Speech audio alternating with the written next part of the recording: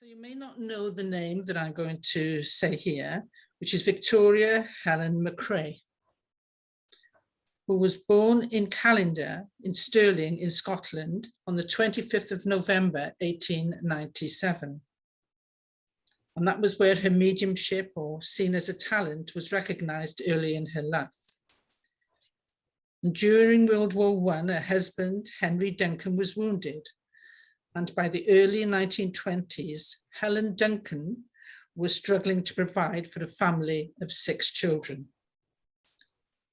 As well as working part-time in a bleach factory, she developed a career as a medium, giving seances in which she appeared to summon the spirits of recently deceased people who would talk to and touch their relatives.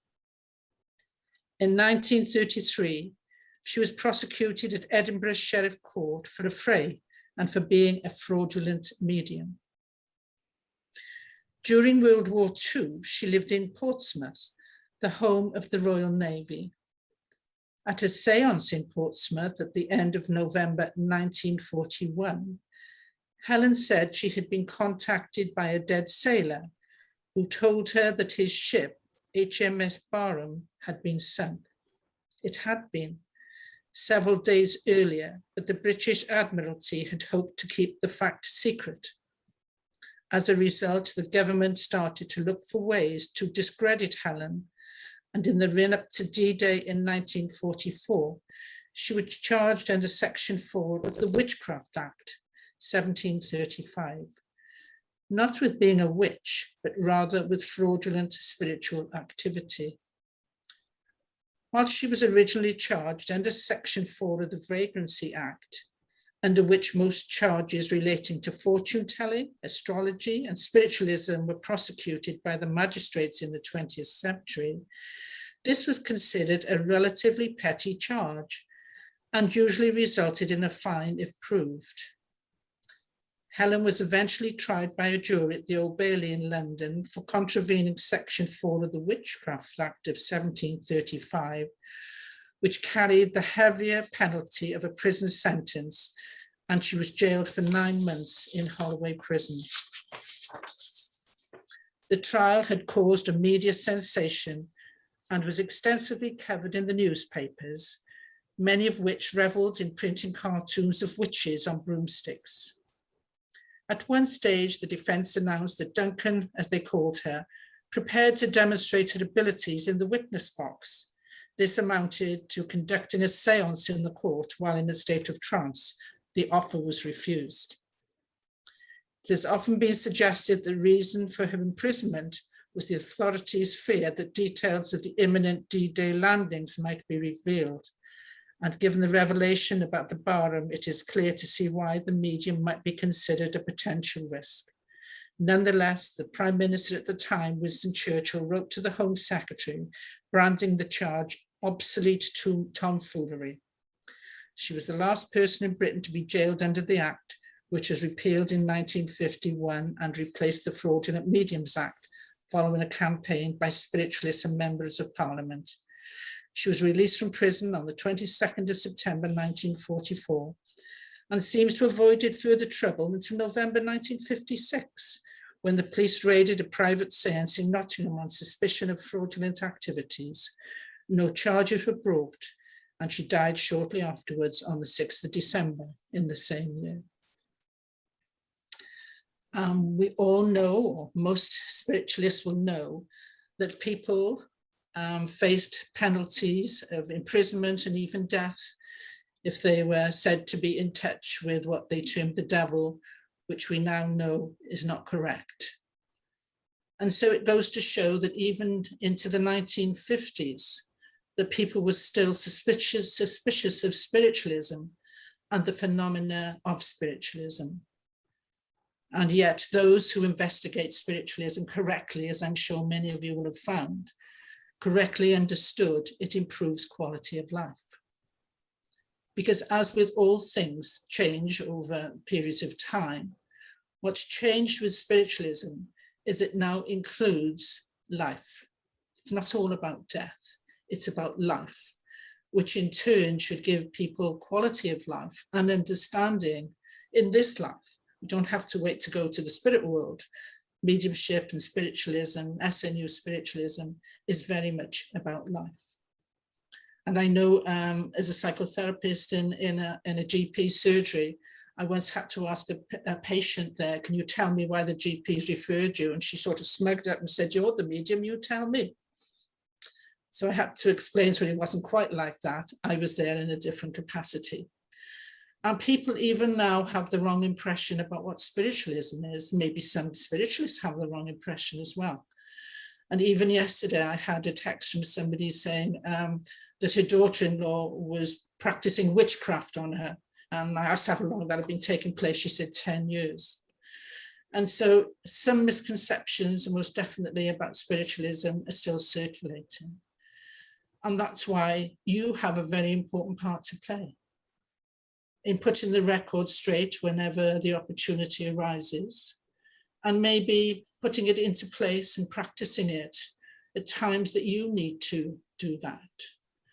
And the knowledge that you would have gained in your own individual way, because each person is the same. And so the times that you would have needed perhaps knowledge and reassurance, you might have turned to the spirit world and maybe had some advice, or maybe you didn't have any advice. Maybe turn to a friend, and the friend that you spoke to didn't give you the advice that you wanted to hear. Maybe you turned to a medium, perhaps had a private sitting, or went to a church to be able to get some contact from a loved one who would be able to help you in whatever your need is. And more often than not, that will be given in the last part of the communication. But unfortunately, it's not possible in the short period of time whilst you're at that service, if it's a church service or held in a centre, to be able to have a message due to the short period of time there is. And again, maybe it was a private sitting, but the private sitting didn't give you the answer that you were looking for. And so that's where trust and faith is most important. You'll find that you will be able to do that maybe for another person, but it can be very difficult when it comes to yourself. And what I found is that when your back seems against the wall and you have nowhere to turn to, that's when the biggest change in your life takes place, and in a positive way, not in a negative way. It's the one thing that I've learned from the spirit world, and it works. And I've had to say that to many, many people that I've had to speak to, and perhaps their difficult circumstances. So I haven't told them what to do. I've just given them the advice that when their back is against the wall, that's when they'll make the right decision. You don't have to think about it. It will happen automatically. You have to take that chance. You have to take that trust. And I'm sure if we look at Helen Duncan, she must have had a lot of faith and a lot of trust to have placed herself in that position, not just once, but many occasions, and with children at home as well.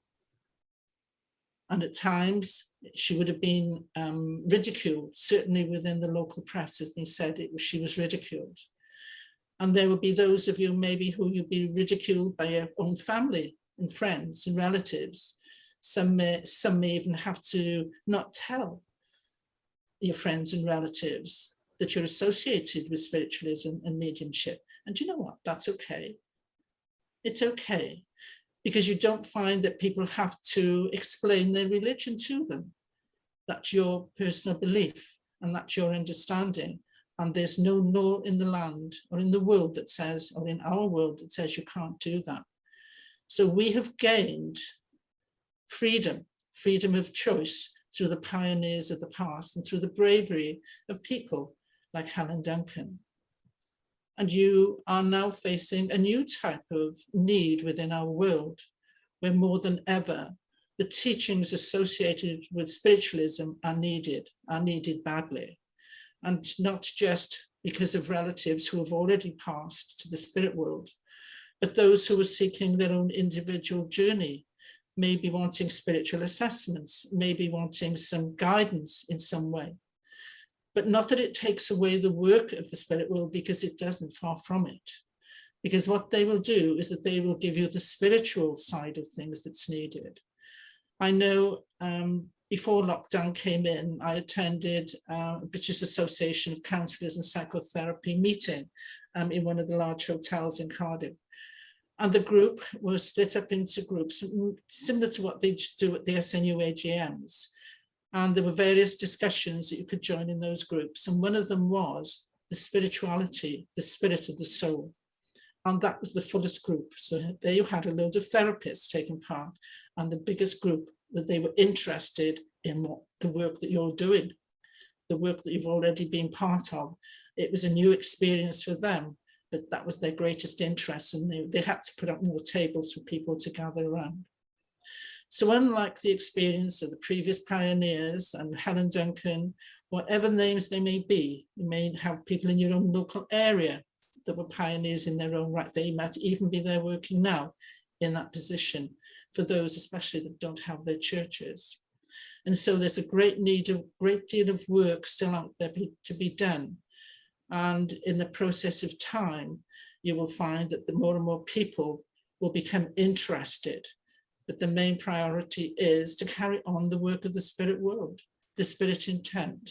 And as mentioned, you don't have to disclose to other people your interests. The spirit world will still be working with you. They're not judging. They're not saying you have to go and be evangelists and stand on street corners, as my husband's children thought that I was going to be, and with plaques saying God is nigh.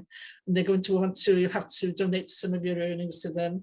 Well, I mean, I can't remember how many years it is now. A lot of years I've been involved in spiritualism, and that hasn't happened.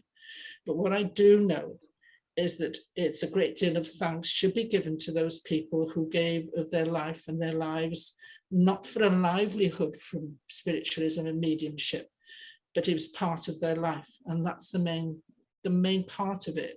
Almost like people who work in nursing or medical profession, it's a vocation.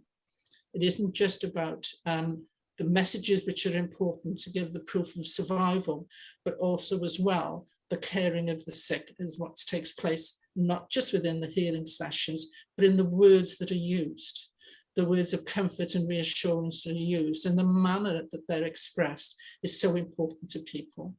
If you go to see a medical person, whether it's in a hospital or GP surgery, you'll want it said in the right way and with kindness, and not with a way that perhaps somebody's living their life differently to what we are or you are.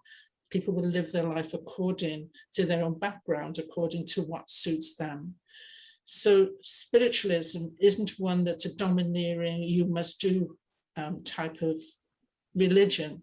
It's a religion that's very much involved in life and life experiences and helping people to improve their life by recognizing there's more to life than what we physically see around us. There's another important part as well, is listening to those people who've had various experiences and don't perhaps understand them.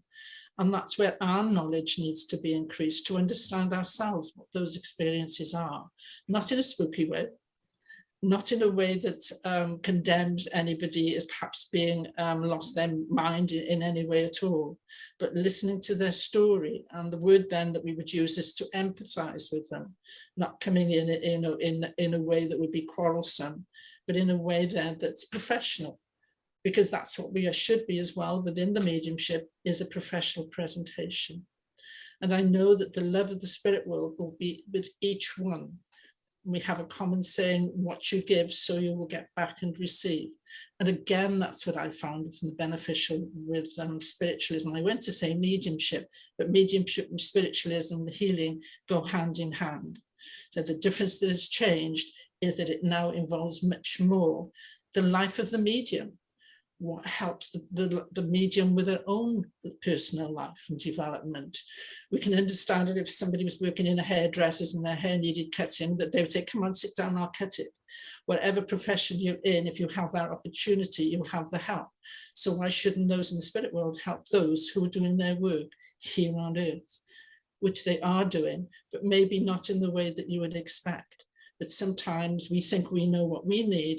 But what I've learned is the spirit world know what each one of you need. They know your individual needs. Sometimes, as youngsters, we look to the parents to look for our need and to help with that need. And then as you grow, then you become parents, or you become somebody's listening ear in your own right. but that one fatherhood, that under the fatherhood of God, he's there for all to listen to.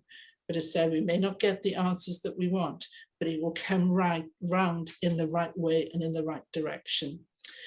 I once had a dream, and in the dream, I was shown that I could either go the shortest way to my home or the longest. And I thought about it, and instinctively I thought, I'll go the longer way. And afterwards I had to think, why did I choose the longer way? And then I suddenly realized, because in the longer way, I would learn much more. By taking the longer route, on that route, I'd learn far more than taking the shorter way. And there is no quick way to mediumship. It's a lifelong experience. It's one with many twists and turns and new ideas, and perhaps shedding those new ideas because they become old ones. Just as the pioneers in the past have paved the way for us, we've now moved on from some of those ideas, and we've come forward into a century. We're providing a need for the people. No criticism against other mediums, against other mediums, against other religions. Maybe some of them haven't done that, but with what's happening with mediumship is that it's correctly implemented. It shows people a way forward, and it's in touch with this century now and beyond, because what it's showing is and proving is that they're very much aware of what's taking place in our world, and it adapts and changes according to that need. That's what universities do. That's what schooling does. It was one way back in a different century, but it's moved on. It's evolved is the word that I want to say. It's evolved. What also must happen is that each one of us must also evolve. We can't get stuck in the past either with old days and old ways that perhaps that were familiar ways that we're working with the spirit world, because they change as well. Now, some may or may not know that it is said that as we progress, so those who've been working with the spirit world also progress. And I like to liken that to perhaps when we're in junior school, or to reach a certain age, we move on to the next stage and the next level, eventually into university. But with mediumship, I'm not talking about ages, I'm talking about evolvement. And so we can't then stay in the infant school or the junior school. We will have those new teachers coming forward to be able to help as we evolve. That's why I'm saying again, it's a very much a progressive stage of learning and experience. So as we progress, those teachers as well that work with each one of you will also progress. Some like to have the old familiar ones that they're used to. I'm sure they'll still take an interest somewhere there, but we also have to be aware of the new teachings needed for the new age. And that's not being disrespectful to those in the spirit world who work with, I say, education. They will welcome it. They want to move forward. They're progressing. Maybe it's us that are stunting our own self and our own growth. Well, certainly those pioneers who had to face a lot of criticism and in some cases even torture and death, even some of those saints that are now went on to become saints, in their own day they weren't, they were persecuted. So what am I trying to say here? I'm trying to say that spiritualism is a living religion. Allow it to work for you. Allow yourself that opportunity to expand and progress and gain the knowledge alongside it. You're not alone. There's plenty of opportunities and scope for that learning and the teachings, but we also have to open our own minds for further progress and take a risk. I mean, I took a risk when I tried to drive my car every time because it keeps coming up with new ideas and new things that I need to do. I mean, only yesterday I thought I had the handbrake on and I rolled into the car in front of me. Thankfully, it stopped in time. So we can stop in time our old ideas and go forward in a progressive way, individually, in your own way. It's not a bad thing to be different from other people. It's not a bad thing to have new ideas, because that's where creativity comes forward.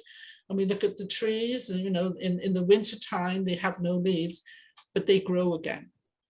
I mean, as much as I cut them back, they keep growing again, width ways and height ways. And I'm not with us talking about physical.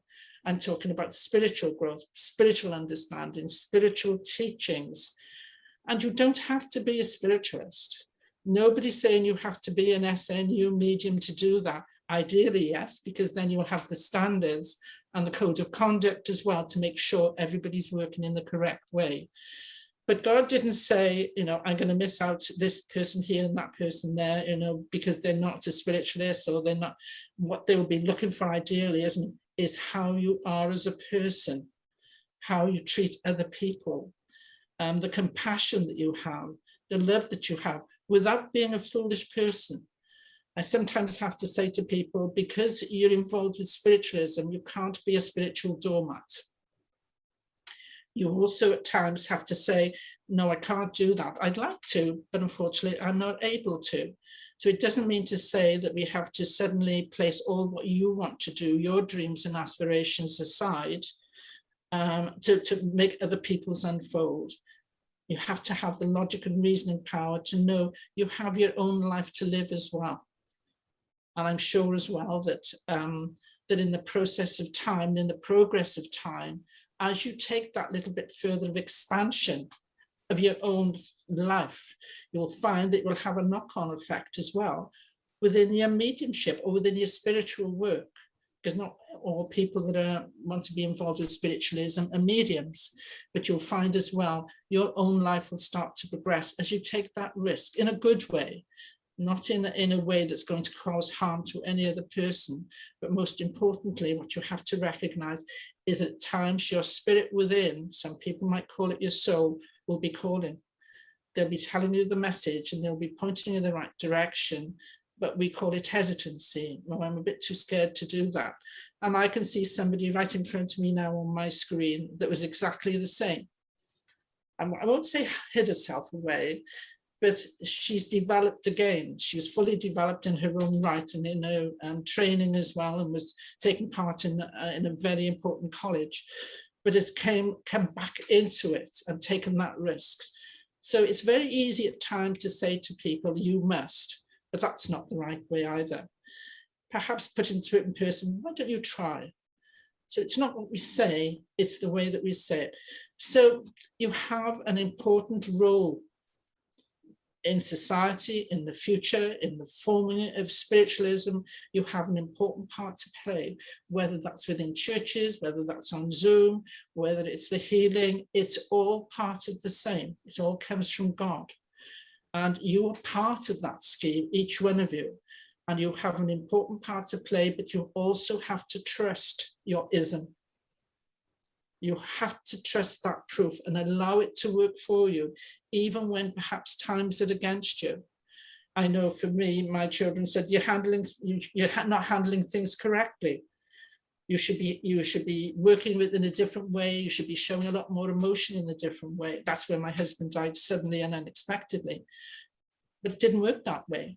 I couldn't apply to what other people were telling me to do. I could only go by what I felt and what I know, and from the knowledge, and seeing people and have to explain to people. So you have to explain it to yourself as well. There's no jumping off the loop and saying, no, I can say one thing to people, but I must act differently. Why should you? It's not being disrespectful to the person.